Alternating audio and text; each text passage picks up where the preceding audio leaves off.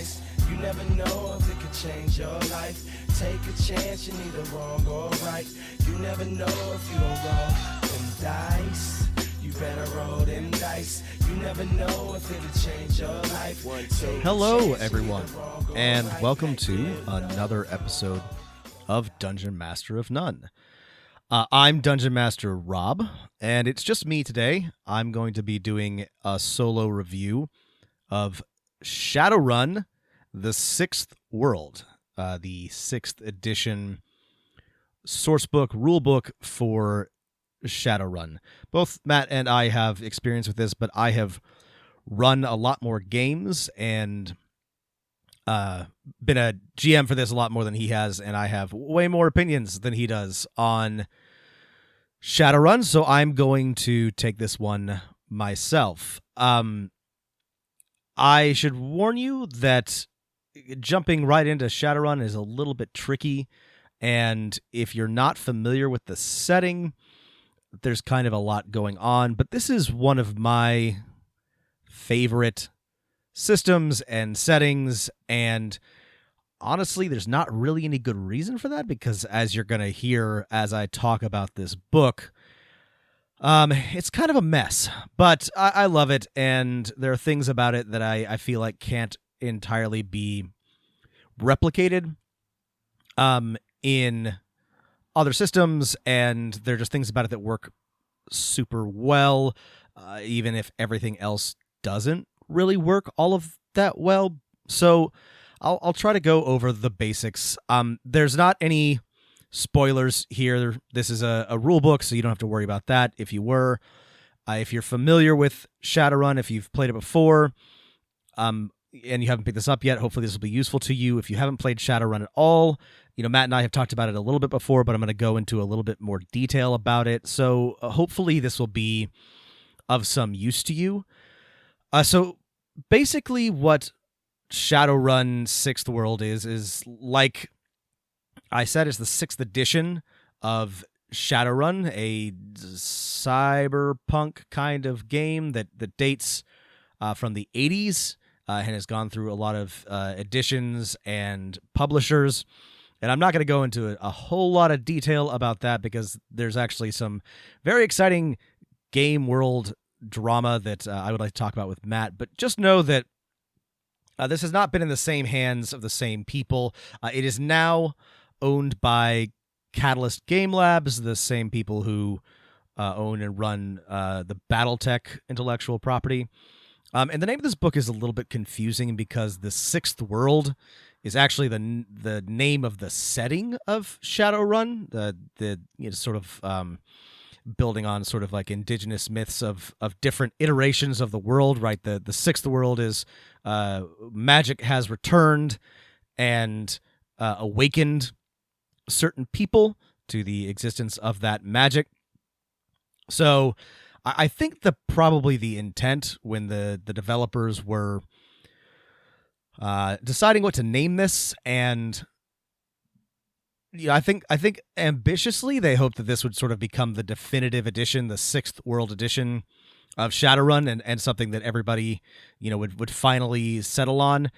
I'm going to go into more detail, but I want to say that pretty definitively, they failed in every conceivable way, to be honest.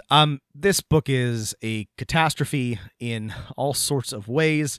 It is deeply unpopular with the dwindling hardcore player base. It lacks basic functions of editing and playtesting, and the art's okay. There are good ideas here, but this is honestly, like, as a fan of the system, this is just like an incredible disappointment. 5th edition and 4th, honestly, every edition of Shadowrun has been, in one way or another, kind of a bit of a mess. All of the publishers, but especially Catalyst, have a reputation for, not the best editing work, not the closest attention to detail. And even though 5th edition Shadowrun worked pretty well, it had a lot of problems, and that's the one that I played the most of. And so I was really hoping that 6th edition would come out and they would put the effort and the time and the the focus and energy into it to make this as good as we all hope that it would be, right? Shadowrun is not a thriving community, despite being one of the sort of flagship, one of the oldest RPG properties, one that's been around for a while and has recognizable name. There've been multiple video games. Despite the fact that this is a really valuable intellectual property, the RPG itself is just struggling. And the sales for this book are pretty discouraging. It does not appear to have done very well. Very few people are playing it on Roll20. It's hard to know exactly what the numbers are without any of these companies releasing their internal information. But all signs indicate that Shadowrun: The Sixth World is kind of a dud. That it didn't do very well, and that sometimes there's a disconnect between these two things. But if you go online and see what people are saying about this book, it is overwhelmingly negative. And the few dwindling, sad, isolated, holdout communities of Shadowrun players, all of them generally dislike this book, and they have very good reasons for doing so. But let's talk about what's in this and what's what value it might have and what you might be interested in. And I'll try to talk about how it differs from and how it compares to the previous edition books that I am familiar with. So without further ado, let's talk about what's in Shadowrun: The Sixth World. So this is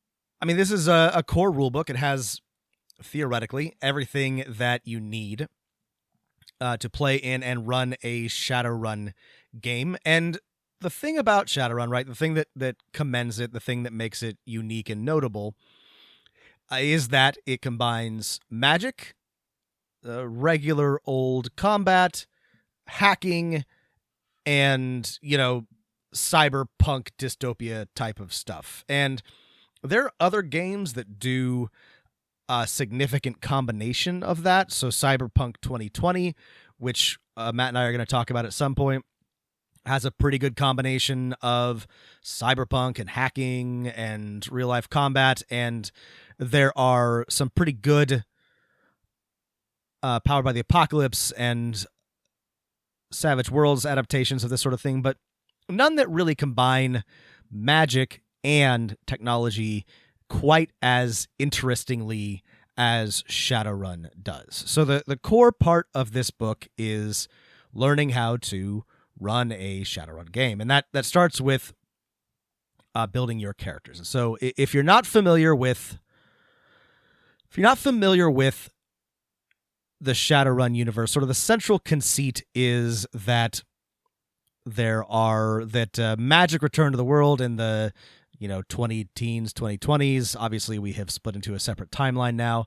And there are now elves and orcs and trolls and also fairies and vampires and all sorts of things. And these are called meta-humans. And there's also magic that allows you to just do regular magic things like cast spells and conjure spirits and also enhance your body to be more powerful, but also sort of like weird middle ground magic, be a technomancer, use your resonance brain powers to infiltrate and operate in the Matrix, which is exactly what it sounds like, sort of the big super internet that everybody operates in the Sixth World. And so the core of the book, right, is, the entire book is taken up with basically these concepts, right? Your three or four like basic roles and ideas, which are combat, magic, matrix, and rigging, which is controlling robots and drones and driving and things like that. It's all very cool, but none of this is new to Sixth World. So like, what's different, right, from what does this offer that's new compared to 5th edition? So I will talk about what each of these sort of means in context a little bit in detail. But if you're familiar, here's what has changed. Shadowrun's 6th edition has added something called, or has expanded on Edge. Edge was always a stat, or has been a stat in Shadowrun for a while, and it's sort of just like meant to simulate luck or extra ability or something, and allows you to reroll and adjust things. It's sort of like a meta currency like Benny's in Savage Worlds, but it was pretty limited in previous editions, and 6th edition really like takes it to an entirely new level. And I think the intent here was to make it, I mean, you can gain it in this edition by literally having an advantage over your opponent, like being able to see in the dark when they can't, having substantially better gear than they do. So it was meant to, at least in part, work like advantage disadvantage does in 5th edition D&D, but it also does like a whole bunch of other things, and it's still sort of like a core stat that core attribute that every character has. And it tries to do too many things at once, and it's really poorly balanced. But I'll talk about that a little bit more in detail. This book also simplified weapon stats, combining a couple of the rules for weapons in previous editions involved lots of calculations for armor penetration and recoil and something like that, and this was combined into attack rating, which by itself is not a bad idea, except that it's really like deeply abstracted. Attack rating mostly relates to your opponent's armor and doesn't really help when it comes to hitting or doing damage. It's mostly about gaining edge, which would be fine and make sense if that's like, I don't know. It doesn't really work, and part of that is why it's just like really poorly balanced. In some ways they tried to simplify this to streamline it a little bit, like Wizards did with 5th edition, and they just fell short. Things that they also simplified skills, which was desperately needed. I won't have time to go into the mess of skills in 5th edition and previous Shadowrun editions, but let's just say there are a lot of them, and it's hard to keep track of. This is a major improvement over previous editions. They also, 6th edition also changes the way that armor works. It's no longer rolled as part of your soak test or damage resistance test, and this is dumb and bad because it basically means that armor does nothing except change whether or not you gain edge. So a troll wearing like full plate armor and a elf in a bikini, the armor does basically the exact same thing for them, except that if they're facing off, the troll will receive an edge, and that is not enough to. You can use that edge on certain things, but it's definitely not enough to sort of like properly simulate the difference in combat ability between or combat advantage. In previous editions, you would roll your armor amount to soak damage. It was a lot of rolling, but it made sense. And they haven't really even reduced the roll because you still roll body for your damage resistance test. This is incomprehensible to me. They eliminated limits, which is a good thing. They were designed to sort of stop you from getting. You can throw a whole bunch of dice in Shadowrun. That's sort of the point of this, and this is a major improvement, but it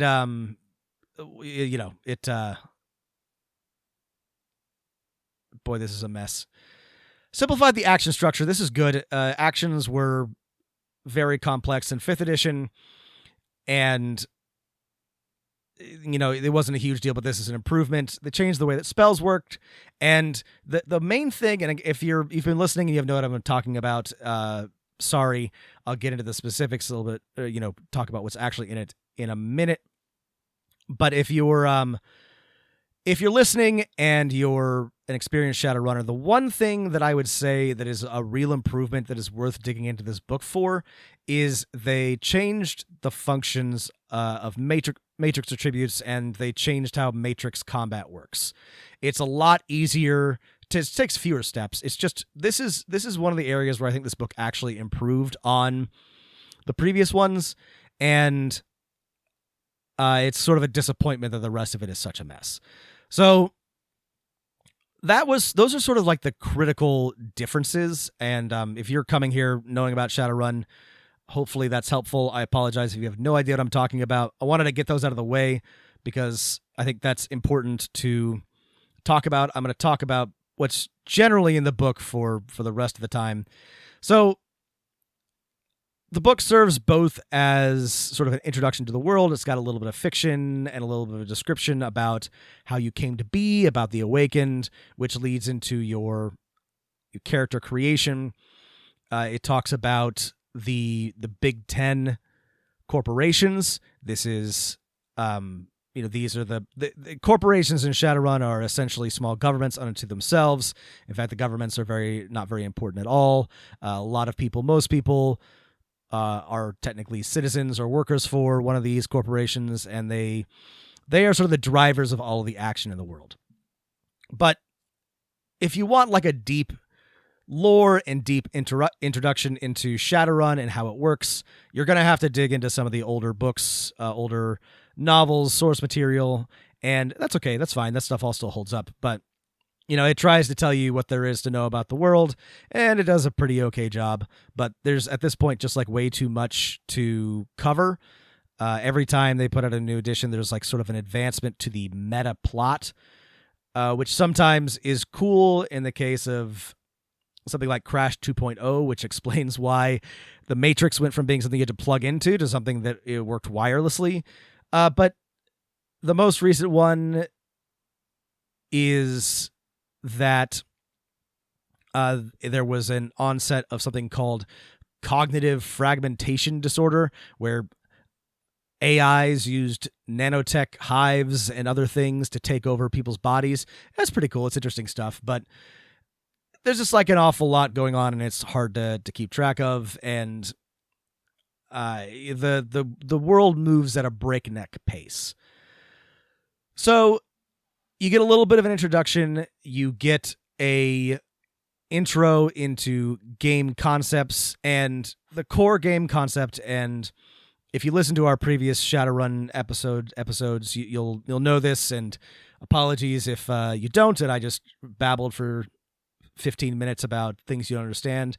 But you basically roll a bunch of D6s. And the fun thing about Shadowrun is that you get a bunch of dice together and you roll. And you are trying to get, this is a test, and you're trying to get a certain number of hits. And a hit is a 5 or a 6 on the die, and it's that simple. So at the core of Shadowrun is trying to get as many dice together as possible so that you can guarantee the highest number of hits. And almost every roll is a combination of one of your attributes: body, agility, reaction, strength, willpower, logic, intuition, charisma, plus a skill, of which there are many. Like I said, in previous editions, actions and initiative worked a little bit differently. If there were a certain number of initiative passes, so you would subtract 10 from your initiative count every time you acted, and this meant that some characters could act multiple times before others got to go, since you could be rolling quite a lot of dice for your initiative. This was fun, but ended up being a lot of housekeeping and paperwork, so I'm glad they removed it. It's now just got major and minor actions like a lot of other games. It's simplified and doesn't 100% work, but also the previous initiative rules didn't 100% work either. And the sort of things that you could do with those actions are exactly what you would think you could do: shoot, run, drive something, hack something, cast a spell, etc., etc. It's all very, very straightforward. There's just like a whole bunch of corner case rules. Now, this is where it gets interesting, because this is the section on edge, and edge allows all sorts of things. There are edge actions that cost up to 5 edge, and some of them are pretty straightforward, like you reroll a die or add to your initiative score. You can buy a hit if you really, really want to make sure that you land something. But then it gets a little bit more interesting with something like anticipation, which is when you're performing a multiple attack, you can roll your full dice pool for each target, which means that you can fire at as many people as there are in your field of view. And I just feel like this is not super well thought out, and a lot of people on Shadowrun forums have gamed out how somebody can unload multiple clips before anybody else has a chance to even think about acting, which is super cool. But this is actually not very hard to get, and there are a lot of ways that you can game the system to get edge. This is just desperately needed playtesting, and I could go into all sorts of things. There are good ideas here, like allowing you to do called shots and make a big speech. And, again, the idea of like a meta currency that allows you to do interesting things is common throughout a lot of games. It's very cool. This is just really poorly implemented. It's just very, very frustrating. So 6th edition also adds a bunch of statuses, again, sort of moving in the direction of 5th edition, having conditions that are triggered or countered by specific things. It's a little video gamey, but I think this makes a lot of sense, and I don't mind that tabletop RPGs are moving in this direction. And if I were going to borrow something from 6th edition, this is definitely something that I would do. Next up is the section on character creation. You have all of your dwarfs, elves, orcs, humans, trolls, etc. Your lifestyle, living on the street all the way up through luxury. You're encouraged to pick a role: arcane specialist, face, somebody who talks, street samurai, tech specialist, a decker or a rigger. And it walks you through it, and this is fine. The way that character creation works in Shadowrun is you've got priority. So you pick sort of a lump of abilities, or you pick your priorities, right? If you want your priority A to be attributes, you get more of those. B, Nuyen, money. It's not like the worst way to do character creation. It ends up being more confusing than I think it is intended to be. You could also just do character creation with karma, which is sort of the leveling, leveling resource, a little bit like XP, but you don't level up. You just can spend it after each session if you have enough on things that you need. This is no different from any of the previous editions. I'm just letting you know that it's still kind of a mess, and this didn't really fix it. It tried, but it didn't succeed. And then the qualities are perks and negatives. These are a little bit better implemented than in 5th edition. Still a lot of ways to break them, especially when it comes to qualities that add edge. As an example, one is called Analytical Mind, which gives you a bonus edge whenever you make a logic-based test, which includes most matrix actions, which you can sort of do at will. So just reading this, I'm not seeing how a player couldn't just make a bunch of logic tests, bank up edge, and then unload it with one of the poorly balanced edge actions, but whatever. There's a few character archetypes included as an example. I only mention this because whoever designed these or wrote the book clearly did it at a different point than when the book was finished, because a lot of the numbers are wrong and a lot of these archetypes can't be made or are weak or wrong. It's just a mess. You know, these are designed to sort of be your iconics, or like at least like a model for you to build your character concepts off of, and they function very poorly as that. You've then got your skills, which is the core part of the game. All sorts of things. Everything is included in a skill, everything from decking all the way to combat. This is fine. Next up is magic. The magic section is fine. They have changed the way that spells work. It's a little bit more streamlined, but unfortunately, because of the way that they sort of broke armor, it doesn't feel good to use this, because it doesn't feel good to use the combat and armor rules. Also, magic includes all sorts of different focuses, conjuring and regular combat magic, as well as enchanting, alchemy, and artificery. And I'm fairly certain that the artificing and enchanting sections were literally copy pasted from 5th edition. It does not seem like they felt it was worth updating these at all. And that's a bummer. Next up is the Matrix section, which, like I mentioned, I think is a major improvement. Previously, you had to put marks on a host and go through a bunch of steps, all sorts of rules to do anything in the Matrix. You still have to do some of that, but it's streamlined. It's still too complicated, but it's probably the least complicated it's been in a few editions. So I really like this. I wish that the rest of the book worked so that you could use the Matrix rules. It tries to simplify it. And it's a moderate success.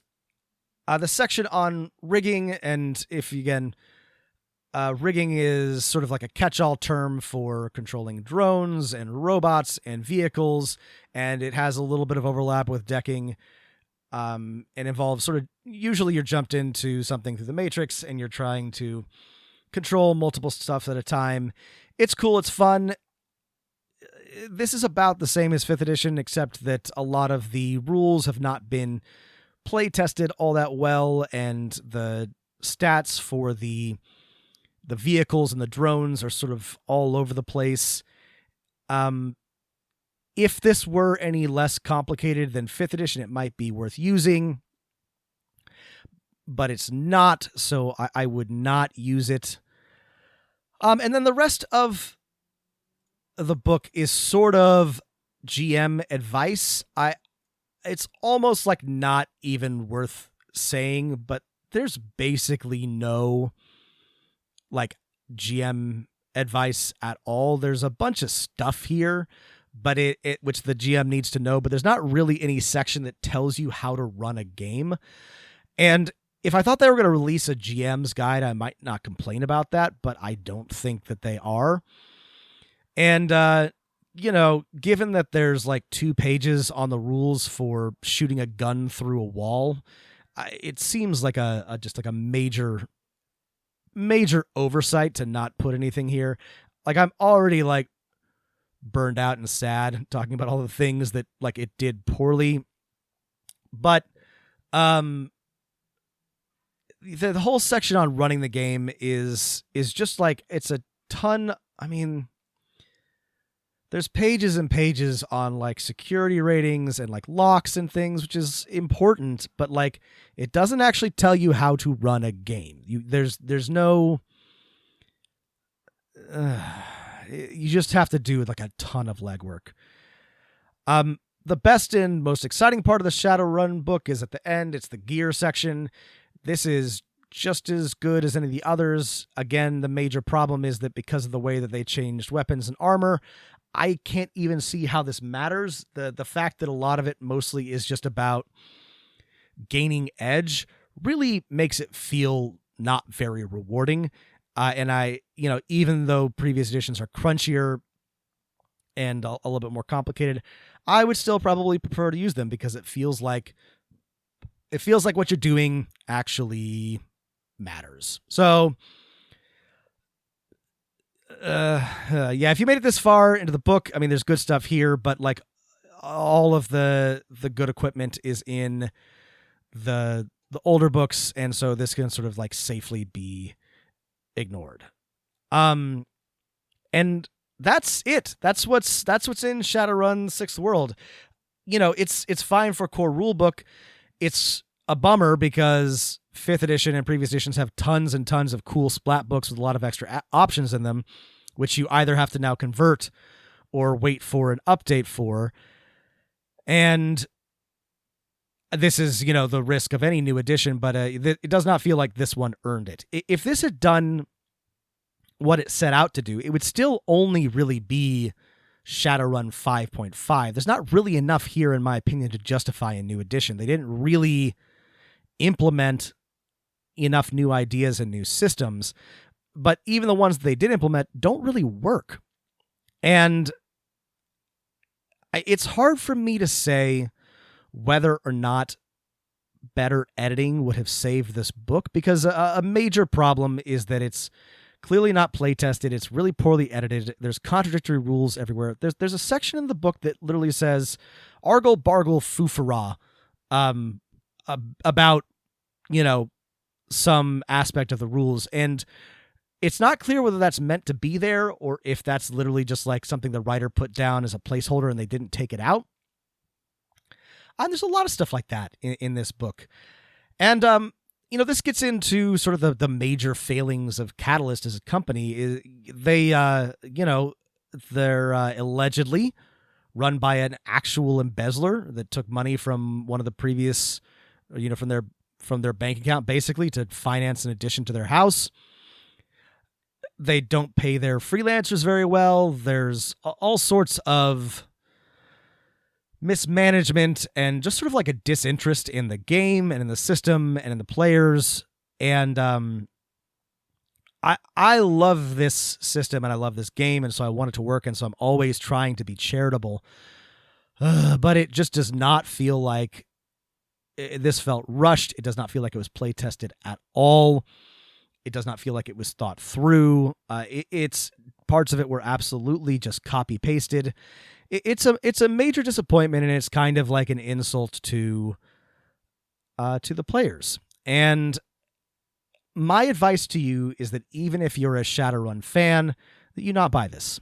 I hate like feeling left behind. I love a shiny new book, but I can't recommend that you give any money to Catalyst, and you're not going to really find anything all that good here. If you're not a Shadowrun player and for some reason you have listened to me ramble about it all this long, there are a lot of really good adaptations. There's In the Sprawl, and there's a Savage Worlds version, and there's a Genesis version of Shadowrun. And if you like the idea of the setting and you think the setting is cool, which it is, and you're not familiar with these Shadowrun like game rules, I wouldn't bother at this point. I really hope that at some point somebody can rescue this from Catalyst, because I love throwing big handfuls of dice, and this is a system that does it really well, but just the bare minimum of making sure that it makes sense and that it works and that it is edited and that just sort of somebody has tried to make this system functional is just not here.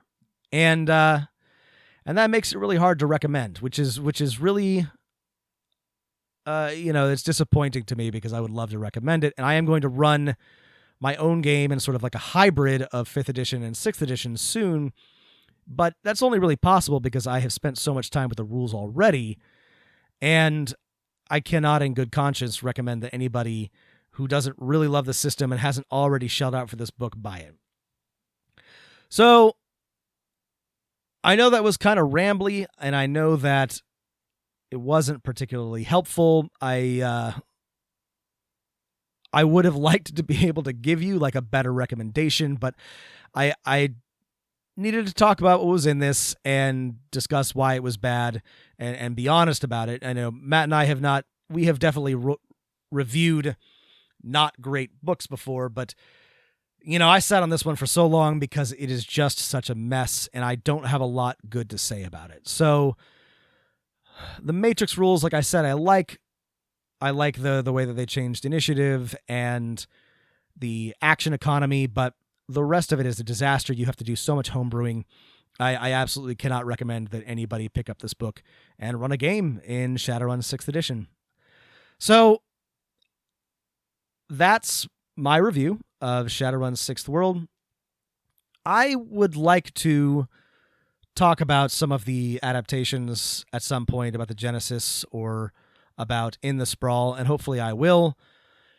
If you made it this far and you're a Shadowrun fan, pour one out, chummer, and let's hope that, I don't know, Catalyst goes under, gives this over to somebody else. I don't know what would be good.